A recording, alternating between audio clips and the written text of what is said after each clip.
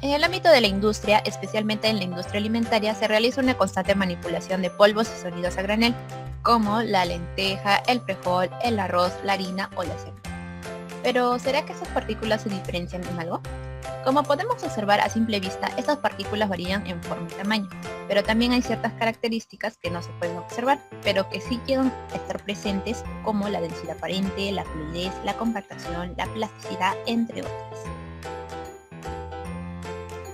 Es ahí donde nos preguntamos si esta gama de características particulares llegan a influir en el proceso de producción. Ante lo mencionado en esta oportunidad abarcaremos a la densidad aparente y la densidad por asentamiento. Muchas veces hemos escuchado sobre la densidad, pero ¿alguna vez has escuchado sobre la densidad aparente por asentamiento? No, ¿verdad? Bueno, es muy sencillo. La densidad aparente vendría a ser la relación que existe entre la masa de un conjunto de partículas con el volumen total o volumen aparente que estas partículas ocupan. Ahora, ¿será posible que este volumen total llegue a variar? ¿Variará el valor de la densidad aparente? Sí, si aplicamos una agitación o vibración a estas partículas, disminuye el espacio interparticular y el volumen ocupado. Entonces aumenta el valor de la densidad, o también llamada densidad por asentamiento. Ante ello nos damos cuenta que la densidad aparente y la densidad por asentamiento de las partículas varía según la forma y el tamaño que éstas poseen. Objetivos: calcular la densidad aparente y por asentamiento de las partículas.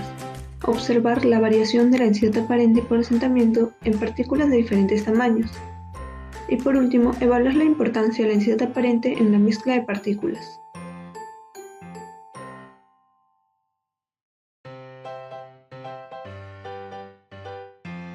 En los materiales tenemos 300 gramos de arroz entero, 300 gramos de arroz molido, una jarra graduada y una balanza gramera. Para el cálculo de la densidad aparente y por asentamiento se usa una adaptación del método del pignómetro obtenido de los siguientes trabajos. Primero, pesaremos la jarra que vamos a utilizar para que su masa no interfiera con nuestros cálculos. Ahora pesaremos 300 gramos de arroz entero y marcaremos el volumen que está ocupando. Posteriormente aplicaremos una serie de golpeteos para reducir el volumen y marcaremos este nuevo volumen que ocupa. Ahora vamos a pesar 300 gramos de arroz molido y realizaremos un proceso análogo al anterior. Marcaremos el volumen que ocupa, le aplicaremos una serie de golpeteos y marcaremos el nuevo volumen que ocupa. En los resultados obtuvimos que del arroz entero su densidad aparente es 0,75 y su densidad por asentamiento 0,85, mientras que para el arroz molido la densidad aparente es 0,75 y la densidad por asentamiento 0,92. Luego de ver los resultados obtenidos nos damos cuenta que la variación en el volumen luego del golpeteo fue mayor en el arroz molido a comparación del entero. Esto porque el tamaño como la forma de las partículas tienen mucha influencia en el cálculo de su densidad aparente y por asentamiento. Por otra parte tenemos los materiales como la jarra plástica usada para calcular el volumen. Debemos tener en cuenta que este objeto no tiene mucha precisión en su graduación a diferencia de una probeta que es más precisa para medir volúmenes. El instrumento que es usado frecuentemente es el volumenómetro de asentamiento, en el cual realizaremos un proceso análogo al de la jarra, pero con la diferencia que este puede realizar una serie de vibraciones constantes para calcular la densidad aparente y por asentamiento. Cabe destacar que este no es el único método para determinar estas densidades. En el artículo de María de los Ángeles y colaboradores nos encontramos con el del cilindro, para el cual se utilizará un cilindro de volumen conocido para tomar la muestra hasta que éste alcance el borde superior y luego pesarla para hacer los cálculos correspondientes. De esta forma podemos encontrar otros métodos en diferentes artículos, destacando que la precisión de cada uno depende de las condiciones del trabajo y la experticia del que lo realiza. Los materiales a utilizar son 3 panes de igual masa, una ralladora, una jarra volumétrica y una balanza gramera. Usamos el método de corte para realizar la reducción de tamaño de partícula y como instrumento de corte la ralladora. Pesamos cada uno de los panes y nos aseguramos de que sean de la misma masa. Si no fuera así, corregimos retirando pequeños trozos de pan. Seguidamente, rallamos los panes por los distintos lados de la ralladora. Colocamos una de las muestras de pan rallado en la jarra y observamos el volumen ocupado. Seguidamente, damos golpes suaves a la jarra y nuevamente observamos el volumen ocupado. Repetimos el procedimiento 3 y 4 con las otras dos muestras. Como resultado obtuvimos que tanto la densidad aparente como la densidad por asentamiento varían de manera inversa al tamaño de las partículas, pues mientras más redujimos el tamaño de las partículas, menos era el volumen aparente y en consecuencia se dio el aumento de la densidad.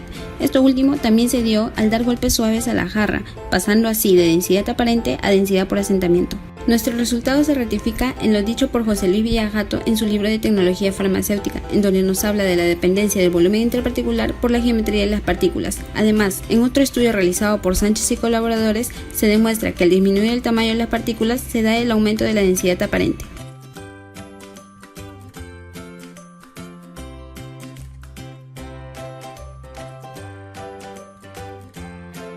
Los materiales usados para la primera mezcla fueron 100 gramos de sal de densidad aparente 1.25, 100 gramos de pimienta de densidad aparente 0.5.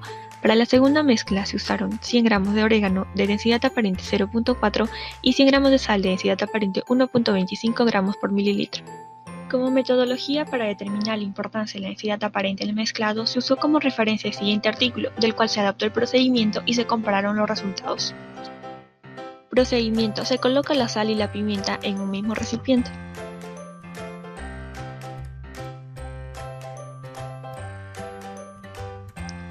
Se usa una cuchara para mezclar los polvos durante 120 segundos.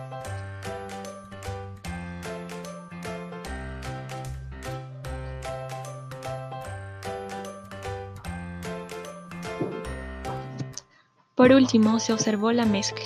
Para el orégano y la sal se siguió el mismo procedimiento usado con la pimienta y sal. Ahora analicemos los resultados observados. La mezcla de polvo seco se usa ampliamente en diferentes tipos de industrias y un objetivo clave del proceso es producir una mezcla homogénea, y para ello se deben controlar varios parámetros de los polvos, como el tiempo de mezcla, diseño del mezclador, el tamaño y forma de las partículas, además de la densidad aparente, que nos ayuda a decidir si los polvos usados se pueden mezclar o no homogéneamente. Es por ello que en el artículo usado como referencia se controlaron que los polvos como sal, pimienta y orégano tuvieran tamaño de partículas semejantes y que la única variable sea las diferentes densidades aparentes de los polvos, lo cual también se aplicó en el experimento realizado. En la mezcla de sal y pimienta se observó que no hubo una mezcla homogénea. ¿Y esto por qué? Porque ambos polvos eran de tamaños similares y con bajas densidades aparentes, lo que provocaba que el espacio interparticular sea menor y que la segregación disminuyera, obteniéndose así una mezcla homogénea. En la mezcla de sal y orégano se observó que no hubo una mezcla completamente homogénea. ¿Y esto por qué? Debido a que el orégano tenía menor densidad aparente que la sal, su porosidad era mayor y había un espacio más grande entre sus partículas, provocando que las partículas de sal más densas se filtraran hacia abajo a través de los grandes espacios vacíos. El gran espacio se debe probablemente a las formas irregulares del orégano utilizado y por lo tanto no se obtiene una mezcla homogénea. ¿Y entonces por qué en la mezcla de sal y pimienta sí se obtuvo una mezcla homogénea, considerando que al igual que la mezcla de sal y orégano, las densidades entre ambos polvos eran diferentes? Esto es porque para cualificar una mezcla como homogénea o heterogénea se usa una relación de densidades aparentes, y esta relación se obtiene dividiendo la densidad aparente de la sal entre la densidad aparente del polvo, y si el resultado es menor a 3, corresponde a una mezcla homogénea. Por lo tanto se obtuvo que la mezcla de sal y pimienta es del tipo homogénea, ya que la relación obtenida fue menor a 3, mientras que la mezcla de sal y orégano sería una mezcla no homogénea, pues la relación que se obtuvo fue mayor a 3.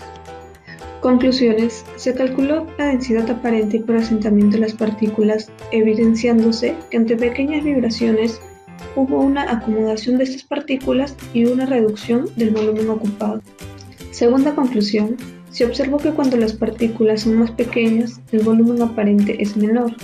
Asimismo, frente a pequeñas vibraciones, el volumen disminuyó. Por ello, la densidad por asentamiento fue mayor a comparación de las partículas más grandes. Por último, calcular la densidad aparente resulta importante para conocer que cuando las relaciones de estas densidades es menor a 3, la mezcla de los polvos secos es homogénea.